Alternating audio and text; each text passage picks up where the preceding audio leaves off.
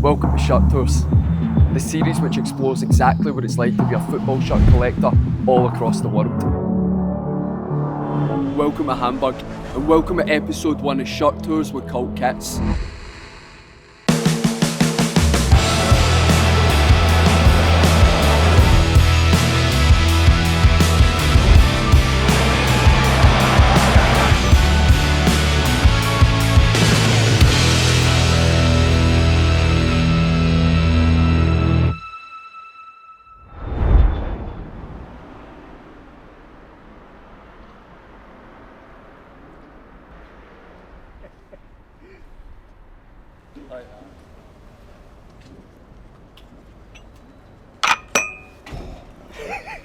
That was good, eh? There we go. Well, cheers, Conor. Cheers. Here's to a good day. I know. Thank you. I just love that feeling when you go abroad, Yeah. maybe it's a city you've never been to, going to a game, you get to see like what the local fans are like, what the culture's like. Like it's one of the best ways, isn't it, to like explore a city or get to know a city, is to go to a game. And obviously if you're into football or into kits, it's like a rite of passage that you've got to do it wherever you go. And obviously one thing we want to do we've only got a couple of days here, but we want to try and get a kit. Yeah. Whether that's one of the new ones, one of the vintage ones. I know, I feel as if you were sitting there like in a St. Pauli shirt and I just realised like I'm talking about kits and I'm going, look at this. Yeah, no, this is the good stuff. Yeah. I feel as if I should be walking about like displaying it in its prime. We could have a whole episode just talking about that shirt. I'd say it's so good. Okay. Alright. When you're ready, we can start. I'm Conor McLeod. I'm a football shirt collector. I mean, St. Pauli was like an incredible way to start. I said it in the trailer, like they're my favourite German team. Yeah, come on. St. Pauli? Yeah, man. We got Germany. That is my favourite German team. Is that actually? Yeah, actually is. It was a place that I'd always wanted to come myself, and with my mates we'd always spoke about it. Coming here has been the dream start, but if you know nothing about or you don't have people that have been these places, you don't know where to start. But the fact that we'll be able to kind of give it to people and go, well, if you're going to Hamburg, this is what we done, this is what we'd recommend.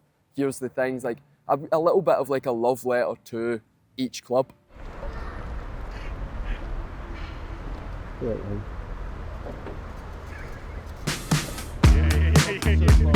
We started off our first day in Hamburg by taking a walk to the Millantor Stadium where St. Pauli would be playing later that day. We wanted to see the stadium before the crowd started to gather and check out the official store to see what we could find. So I already have this shirt. In long sleeves. And you go long sleeves. I know, So good long sleeves. You know, like when the pattern continues, like the stripes continue down. Yeah. That was all good. That's nice. Remember they had a kit like this a couple of Yeah. couple Yeah, years in ago? the Himalayas. Yeah. The shop was actual class. So many times you go to football club stores and they have next to nothing. Like especially like they'll have the home away, third kit, whatever, and that's all they sell, or a couple of bits of training gear. Whereas they had like so much leisure wear, hats, collaboration pieces.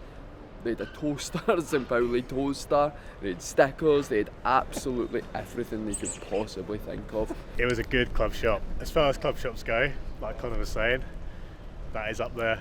Like it's not a big store, but it's packed full of stuff, so well worth a visit. Whether it's new kits, like Conor was saying, collaboration stuff, pretty sweet. If you go to a country, like obviously go and see the club store, but because you can get the kits back home, it's so good that it's so accessible. Like for example, I really wanted the Club America one with the Pac-Man collaboration, and then Cult Kits started doing it.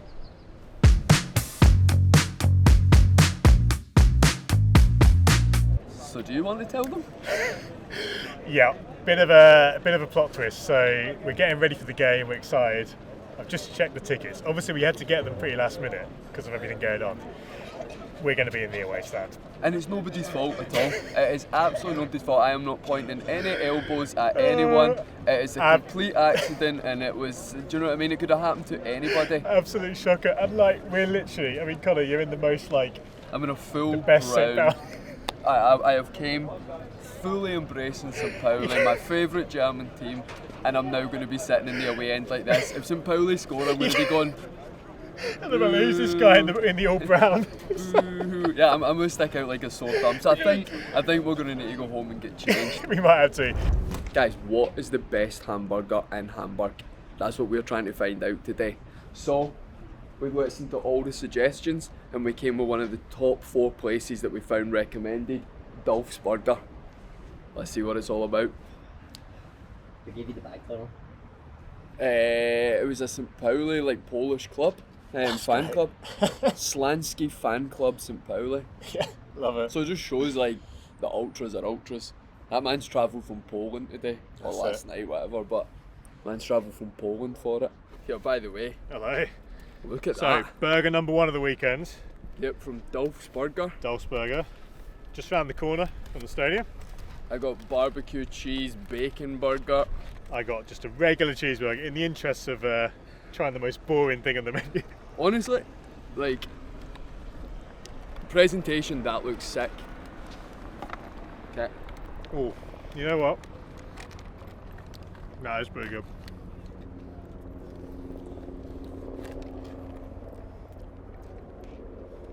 I mean, out of 5, what do you reckon? I want to start off pretty solid, but I'm like, that's a 4.5 or 5. Easily. Like, yeah, that is class. I'm gonna say 4.5 as well. Don't want to start too short, like go big too early, but I may change my mind and give it a 5, but I'll go 4.5. After we had enjoyed the first of many burgers on this trip, we rushed back to the stadium to meet with Alexander Tim, the head of merchandising for St. Pauli. Alexander had got in touch with us and offered to give us a tour around the ground before kick-off. But before the kick-off, they have to go this way. Wow. Oh yes, look at that.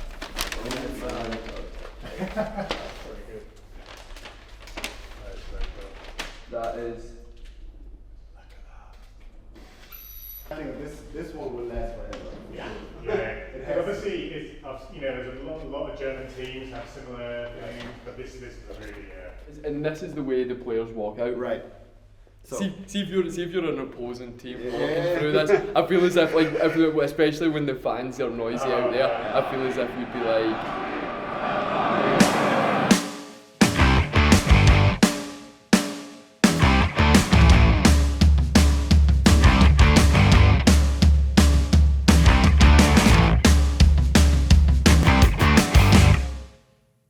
So this is where our ultras stand. Nice. The active fan scene, and it's some kind of special that right up over the ultras there's a business section. So it's some kind of a clash in some matches. And this is the Gegengrade. There are around 13,000 people to be on this stands, and 10,000 of them can stand at the end. I don't know if you can read it. Over there is no football for fascism. They're standing there, and this means no human is illegal on this side. No human is illegal. Yeah. Everything is painted by the fan scene, so it's not that we just do some marketing stuff. Let's get some painters and do some nice claims around the stadium. That's from the stands. What makes this club so special? It's so diverse around us, and sometimes it's pretty hard in the merchandising and especially creating kits with Puma to satisfy every single group of them. And so this year we just were thinking of, okay, let's take the home kit to do it for the traditional football fans. So they're just here for watching soccer in a real way, in a traditional way of football. Sorry. And that's why we have done this traditional kit. The away kit was more like, let's do something like a fashionable kit that you can wear in the evening when you're just going out or something. And the third kit was to let the subcultures from the neighborhood get back in this kit and get back on the turf, because I mean at the end there is a connection between this club and the neighborhood. I think I've always been like a wannabe documentarian at heart. Like I loved growing up watching travel documentaries and food documentaries, and it basically didn't matter where in the world it was. I just love getting that window into a place, a culture. And I think for me, what's really cool about what we're trying to do with this series is that kits and football shirts, they are a gateway into these communities and stories. With this series, I'm hoping we get to see the highs and lows. For me, Shirt Tours isn't going to be just the very best cities and the very best places. It's going to be real life. St. Pauli kits have always stood out. You know, there's not many brown teams in football. They're there's very few of them. So I've always been aware of St. Pauli, but not only because of the colour, but also because of the, you know, the pirate iconography. And there was one guy just coming with the pirate flag in the 90s here to the stadium. Yeah. One guy, Yeah. and more and more people just go to these pirate flags. And then a print shop from the neighborhood started printing district shirt in some kind with these Totenkopf on it and the St. Pauli lettering. Yeah, and after that it was more become a brand, and finally we're here. I've seen so much about this club. There's this aura about St. Pauli, like teams or people around the world, they know about St. Pauli. They know about their beliefs or what the club stands for. They know about their political stance. So I think it's really cool to be able to kind of see those firsthand. What is it about St. Pauli that makes them so distinct and makes them so unique? Yes. The day has been saved. Further plot twist. So we were due to sit with the away fans. We were just about to speak to Luke, who's a St. Pauli fan, and he's hooked us up with 3 tickets in the standing area. We're back on. How easy is it for like fans coming over to actually get a ticket? It helps if you know someone, obviously. Yeah. But if you're struggling, you can get in contact with the fan laden, and they normally have tickets set aside for international fans. It helps if you're a member of like an international fan group. And then if you get to talking to people, they can have a look on the secondary market, which is what I did for you guys. And have you noticed like a kind of like more fans wearing retro gear at the stadiums? yeah, definitely. Like there's a bit of a clash between like the hardcore fans and the ultras who are just head to toe in black. That's what they were talking about with this season's 3 kits. Of like the home kit was for the actual football fans, bringing back the stripes. The away kit was for the hipster fans that you can wear out with the collar and everything. And then the black kit was like going back to like the subculture of like the crossbones, love hearts, all that kind of thing. They know what they're doing when it comes to merch. This club. Yeah. First thing you notice at the St. Pauli game is the atmosphere. It's just so colourful and loud and everybody's singing. So yeah, the atmosphere in general is just great.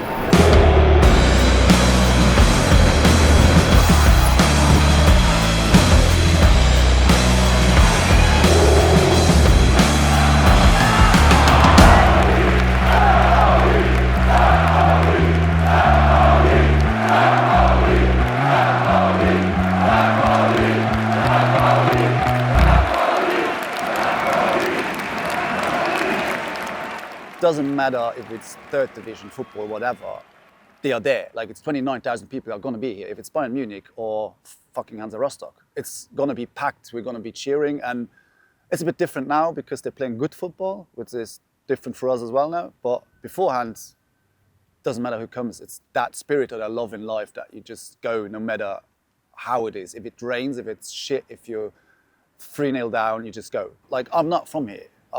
Grew up in regional Luxembourg. I have nothing to do with a big city, nothing to do with left politics from the start, from the get-go.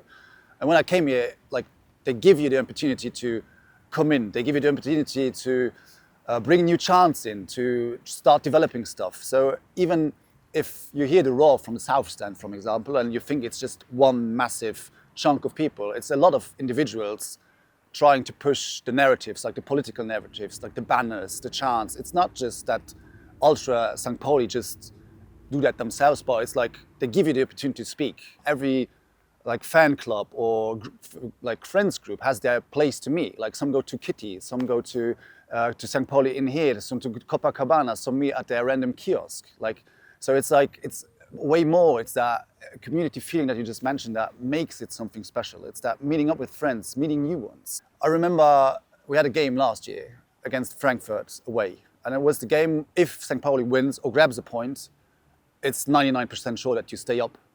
And you go down in, after 25 seconds, you go down 1-0.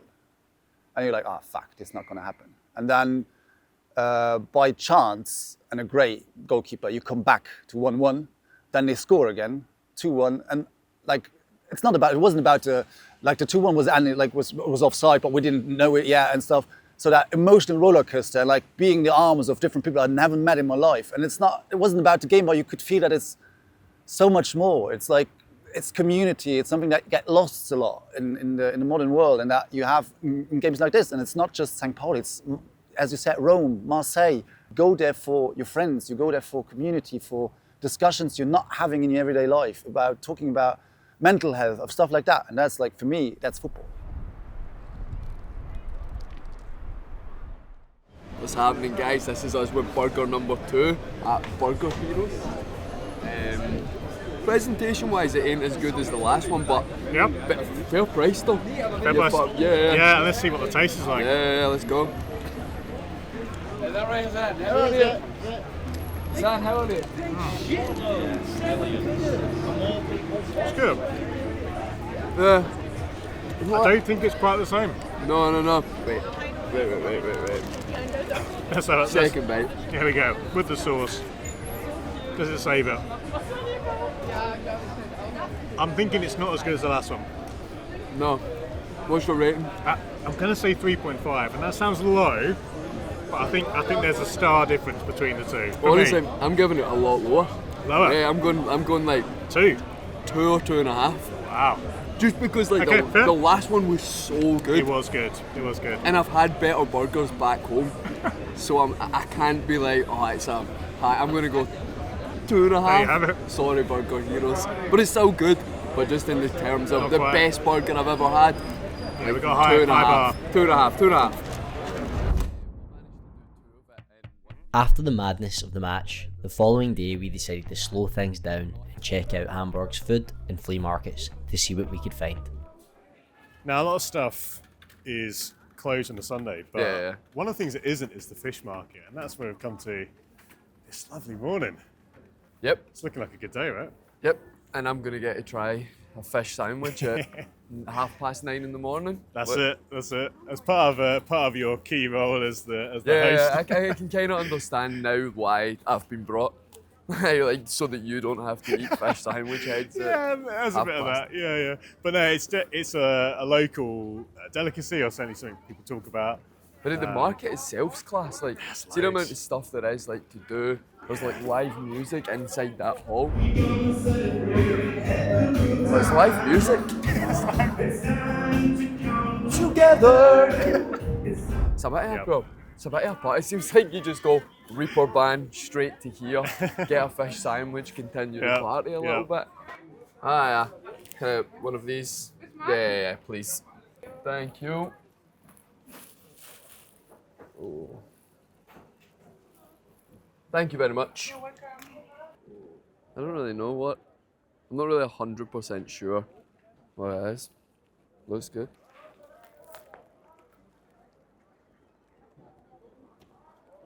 That's nice.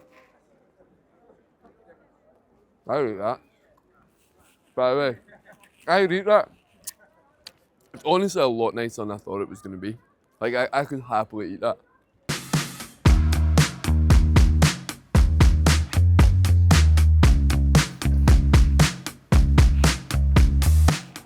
Feel like the German Beatles. So sometimes, as kit collectors, you've got to improvise a little bit.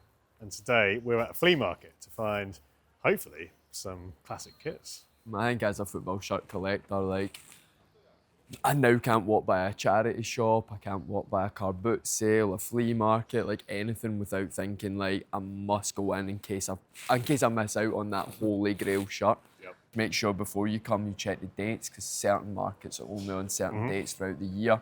But I'm sure cultkits will put the list in the comments below. Yeah, today we're at Else Rauchplatz, but again, like Conor was saying, basically there's a bunch of different ones at different times of the year. So this one's only open, I think, about 8 or 9 times a year. So hopefully some good stuff. Obviously the dream would be to find some Jack Daniels St. Pauli shirt from the 90s, but I ain't holding my breath. 15. Yeah. Yeah, I'm going to get that. Yeah, that's good. Is it legit? Yeah, it is, yeah. France. Bro, first stall, 15 each. So it's like football cards. These are like, fun little training polo. Is that Vendor Bremen? That's Wolfsburg. Is it? Wolfsburg. Yeah. Oh. Okay. That's cool. Oh. Is it the? Let's have a look. Yeah. So it looks like I think this is kind of one of the. Like a lifestyle bit. Yeah. Let's check the check Yeah, the the label labels on all there. look. How So- much is it? 12. Oh.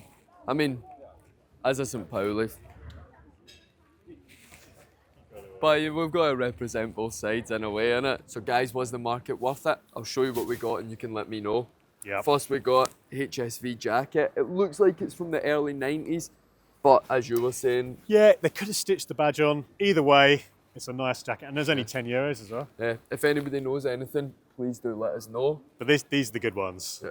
Starting with Atletico Madrid. 2003, 2004 Atletico Madrid away shirt. Done all the authenticity tag checks.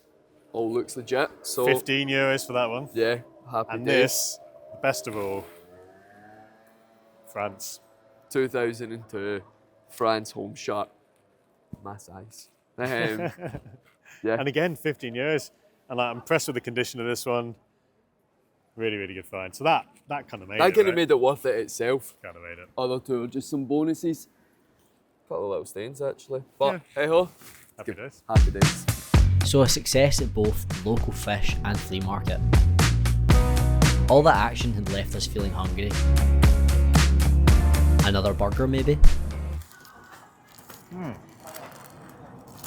Quite similar to the first one for me, but it's up there.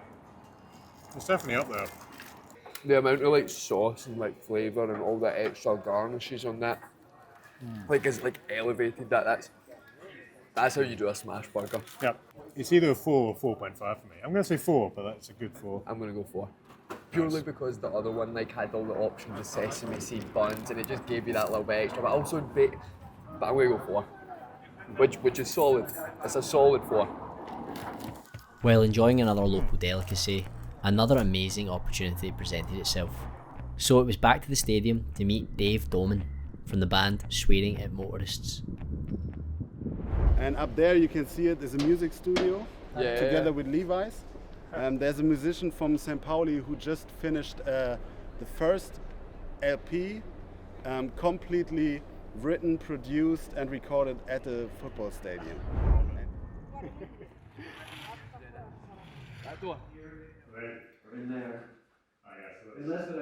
Hey, I'm Dave Doman from Swearing at Motorist. I'm an American musician that's been living here in Germany since 2005 and St. Pauli since 2010. It started out as the Levi's Music School, and we were just giving lessons to people who couldn't maybe afford lessons in a wonderful place. And then it's over the years, it's changed because we've changed with the needs of the community. So now, giving back to the community by giving free music lessons and free recording time and free rehearsal time and mentoring to people who might not be able to do that for themselves. That includes refugees, that includes young people that aren't, they're living in group homes. It's a real mix here. As we talk about diversity, and it truly is a diverse lineup here.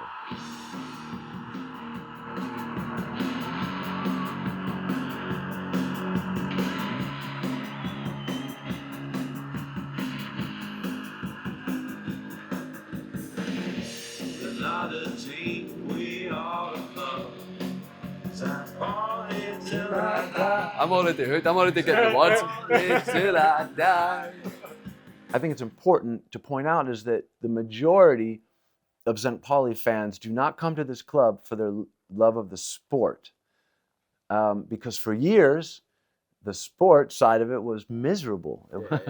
Where I'm from, people are throwing batteries and, fuck you, trade the, fire the manager. And here it's just like, did you play fair?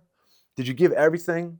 In the 88th minute, almost 89th minute, the capo was like, in English, I'll say this in English, of course. He was like, we've been doing good, but we're not doing well enough. This has to be the loudest thing you've ever heard. The next 5 minutes, the earth must shake. And it was like, yeah, bring it up a notch. A lot of people don't understand, I think, because they hear about St. Pauli and this cool left-wing club that's got a real music and culture. But the thing is that it's just a neighborhood sports club. There's also every Wednesday night chess downstairs and darts on Tuesdays, and on Thursdays is ping pong, and you know what I mean? It's like, it just also happens to be a professional sports team at the top of the pyramid. German football could be way higher if we would sell out to investors. Like, some dodgy investor would spend billions to buy St. Pauli 100%. But because we protect it in a way, you have that sense of community more than in other countries. So that's the magic of German football is a bit of that. We create it, we define it, and we change it when it needs to. People come together here, which they rarely do in our modern societies, and that's something you can use and create stuff from. Well, final one of the trip. Definitely the most smashed burger of the trip, but pretty good. I'm going 3.5.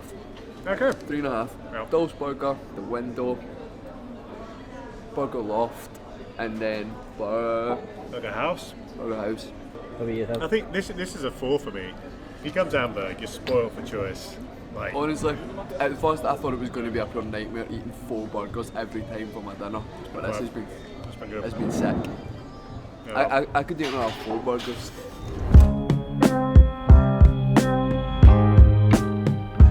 I think if somebody was watching the series, what I'd want them to get at is they're just watching people that are passionate about football and people that are passionate about collecting shirts, but it goes far beyond shirts. You don't actually know that club.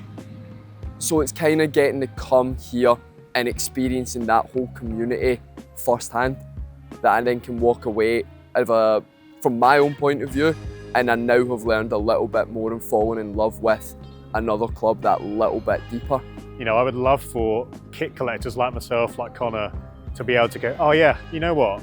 I've seen that video on Hamburg. Now when I go, I'm going to be able to know a few bits about where to go, about the kind of things to look out for. But I think on another level, if you are someone who just loves traveling, or you love going to new places, or you love hearing about stories which are perhaps a bit more kind of rooted in places and stuff which doesn't make the headlines anyway, but actually when you go to a place and you start discovering stuff, that gets you excited. I think I would love for the series to be about that, so that you could appreciate this. Even if you don't watch football, you don't really care about kits, I'd hope we could capture that. I could sit and talk to my dad about Rangers, for example, and hear everything that Rangers means to him growing up, and talk to my granddad about Celtic and stuff like that, and what that means to him. So it's just coming here and kind of getting to give the fans of that club or members of the community the chance to kind of tell us what St. Pauli means to them, that they can kind of see it. And I'm saying it's a love letter from us, but it's also a love letter to them, and it's also them kind of inviting people in and welcoming them and saying, this is what our club's all about. It's just a beautiful thing that brings us all together.